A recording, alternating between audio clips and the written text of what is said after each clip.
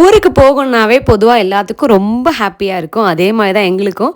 And இன்றைக்கி காலையில் early morning கிட்டத்தட்ட பார்த்திங்க அப்படின்னா டைம் வந்து 6 o'clock கரெக்டாக வீட்டிலேருந்து கிளம்பியாச்சு. 4:30 மணிக்கெலாம் எழுந்திரிச்சு வந்து கிளம்ப ஸ்டார்ட் பண்ணிட்டோம்.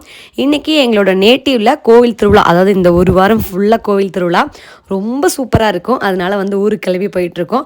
காலையில் வெறும் வயிற்றில் பசியோடு வந்து டைரெக்டாக போய் திண்டுக்கல் பிரியாணியில் தான் சாப்பிட்ணுன்னு சொல்லிட்டு பசியோடு போகிற 3 பேருமே.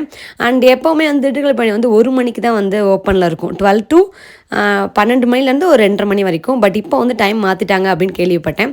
ஸோ வந்து பிரியாணி சாப்பிட்டுட்டு வீட்டுக்கு போயிட்டு ஃபஸ்ட்டு வந்து ப்ரீ ப்ளீட்டிங் பண்ண அந்த பார்சல் வந்துச்சு, அதை ஓப்பன் பண்ணி பார்த்துட்டு நாளைக்கு கறி விருந்துக்கு தேவையான பொருள்லாம் வாங்கிட்டு இருந்தேன்.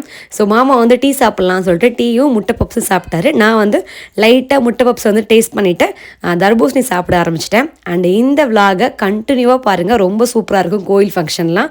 Stay tune.